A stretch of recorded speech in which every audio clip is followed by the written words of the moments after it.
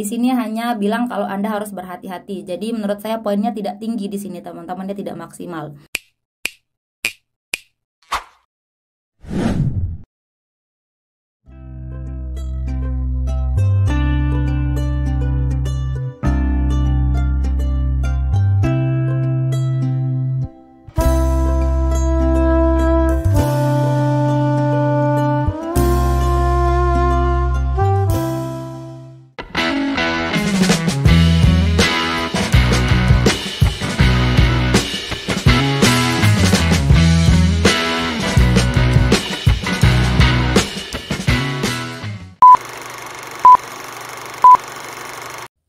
Assalamualaikum warahmatullahi wabarakatuh. Terima kasih karena kalian sudah klik video ini. Selamat datang di channel aku. Salam kenal, aku Lili Hernawati.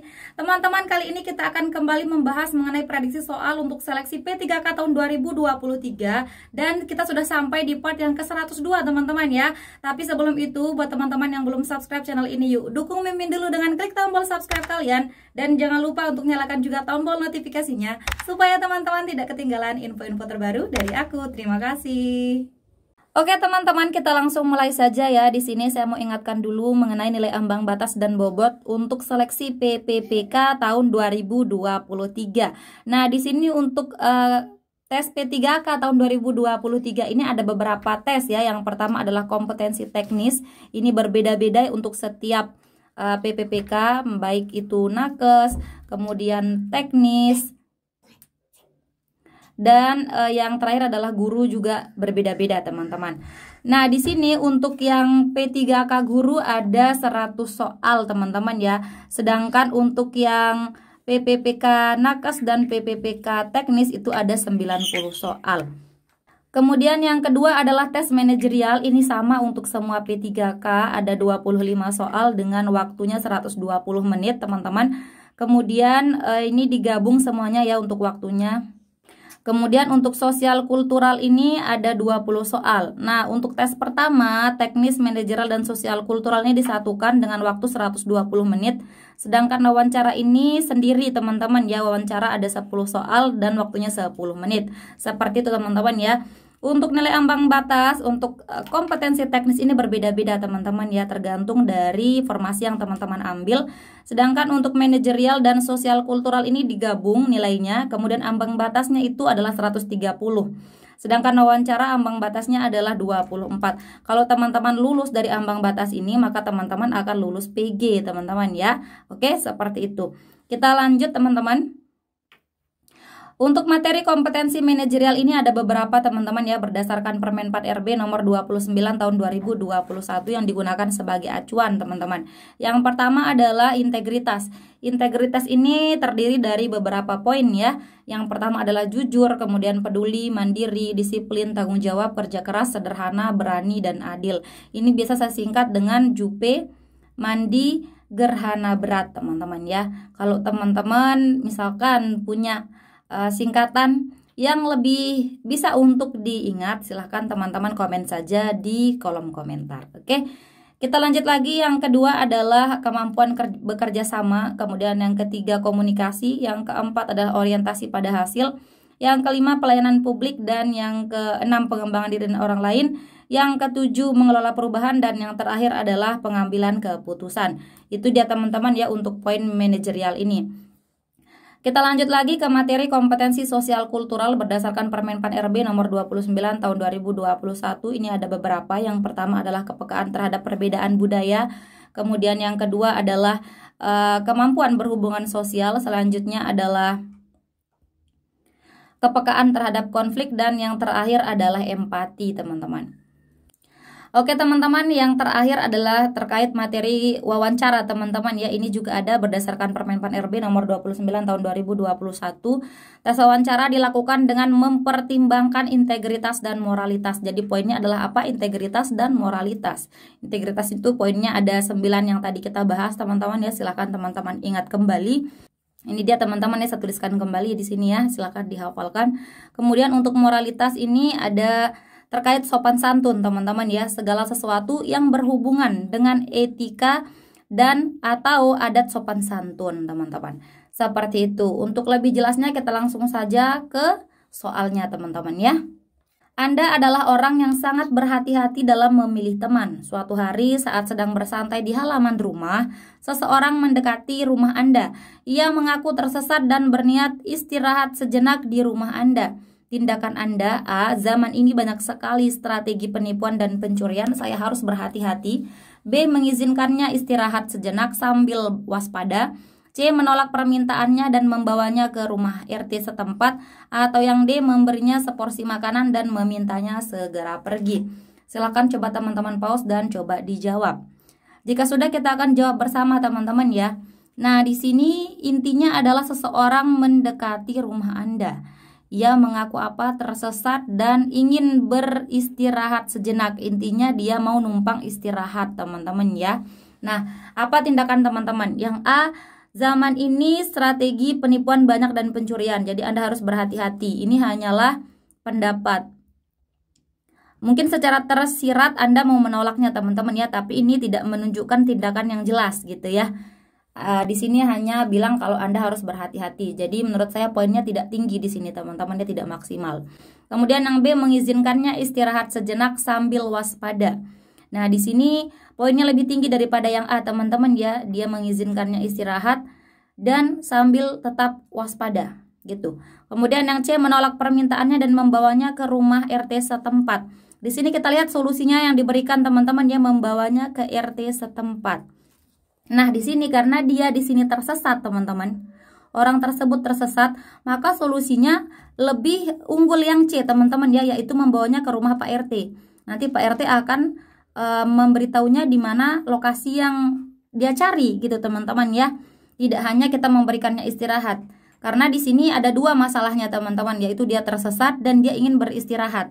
Kalau hanya memberikan dia istirahat, tapi tujuan dia yang awalnya yaitu tersesat, lokasi yang dia inginkan ini tidak terselesaikan yang di B ini teman-teman. Jadi yang B ini tidak lebih unggul daripada yang C, kita eliminasi ya. Nah, kemudian yang D, memberinya seporsi makanan dan memintanya segera pergi.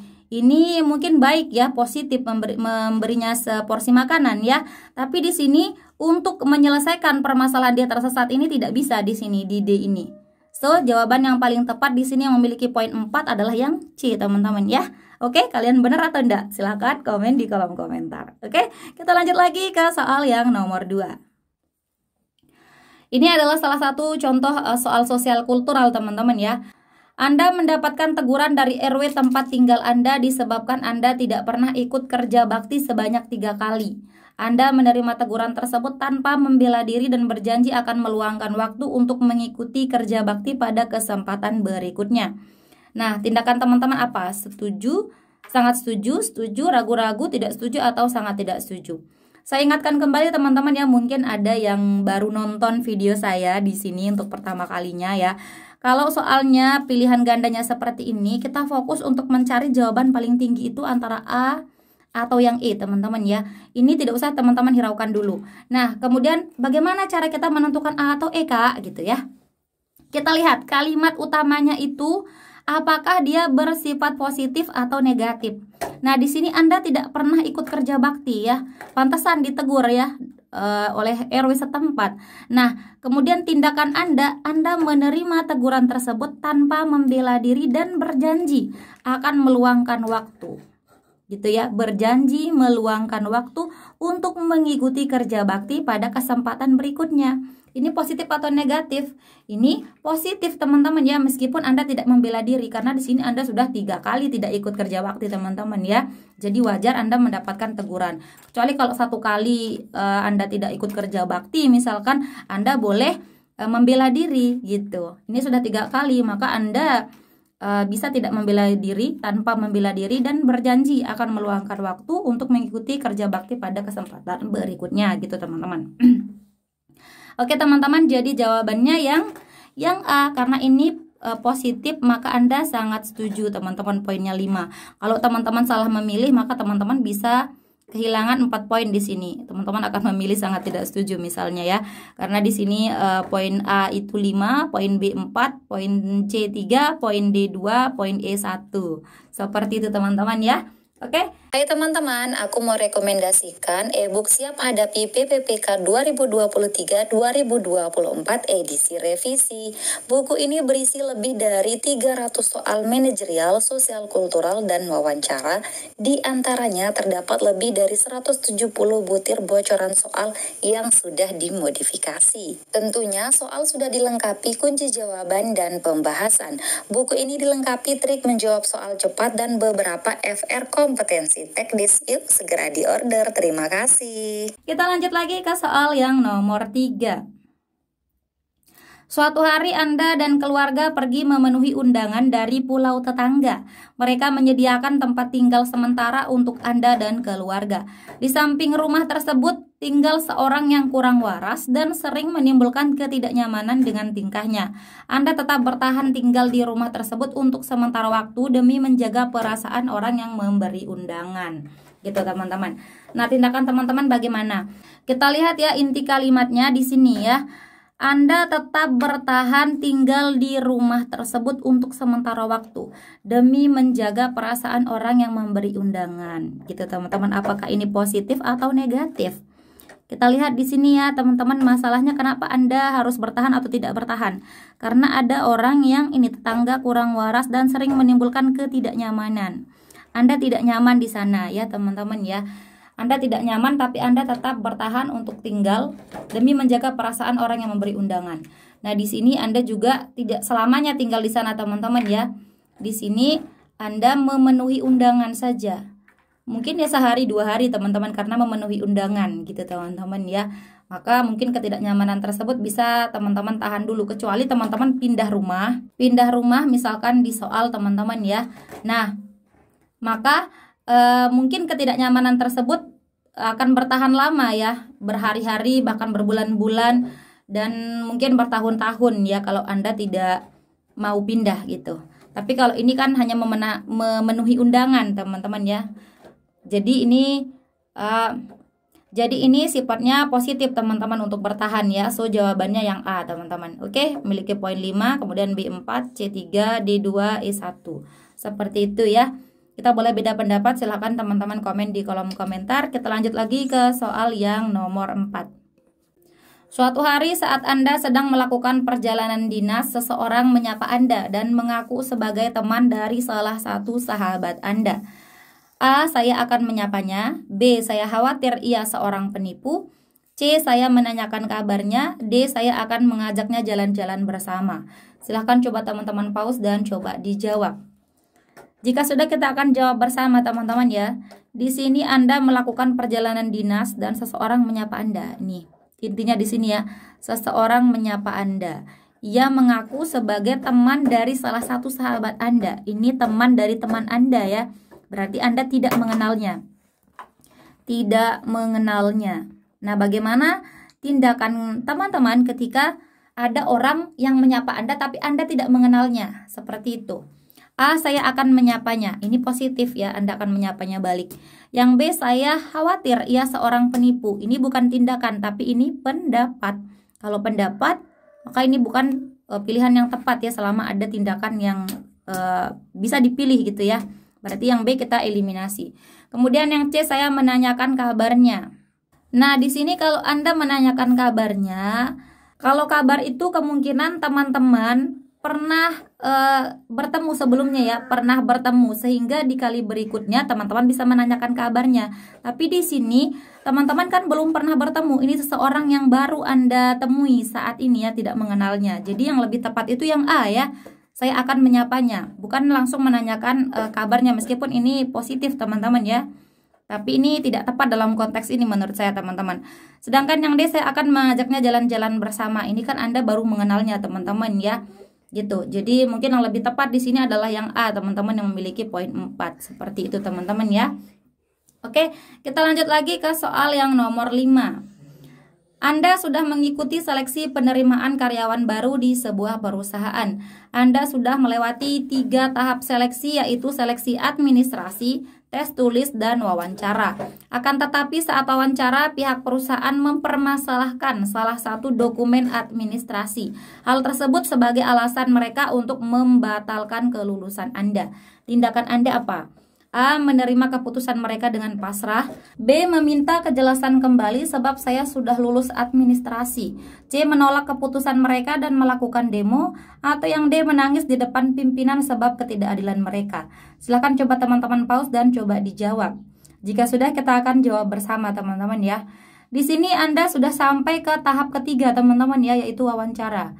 Tapi dari perusahaan malah mempermasalahkan dokumen administrasi yang sudah Anda lulus di sini teman-teman.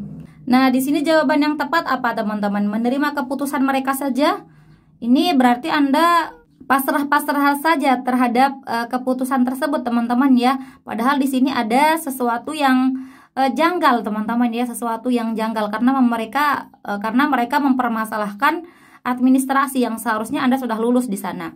Kemudian yang B, meminta kejelasan kembali sebab saya sudah lulus administrasi. Ini adalah tindakan yang jelas teman-teman ya, yang bagus, yang positif. Kemudian yang C, menolak keputusan mereka dan melakukan demo. Di sini bagus untuk menolak keputusan mereka, akan tetapi untuk melakukan demo di sini teman-teman ini adalah sesuatu yang negatif ya. Jadi tidak boleh dilakukan. Kemudian yang D, menangis di depan pimpinan. Menangis tidak akan menyelesaikan masalah teman-teman ya. Justru yang akan menyelesaikan masalah adalah meminta kejelasan. Jadi jawaban yang tepat adalah yang B teman-teman. Oke? Kita lanjut lagi ke soal yang nomor 6. Seseorang menelpon Anda dan meminta berkenalan. Ia menghubungi nomor acak dan menemukan Anda. Sikap Anda apa? A. Menyambut permintaannya dan menjadi akrab. B. Saya harus berhati-hati sebab banyak penipuan. C. Saya terbiasa menyapa orang. Atau yang D. Berkenalan seperlunya dan mengakhiri pembicaraan. Bagaimana teman-teman? Apa jawaban kalian? A, B, C, atau D? Silahkan coba teman-teman jawab dan jangan lupa tulis jawaban kalian di kolom komentar. Oke teman-teman, sertakan juga alasannya apa teman-teman ya. Kenapa teman-teman memilih jawaban tersebut. Oke teman-teman, terima kasih.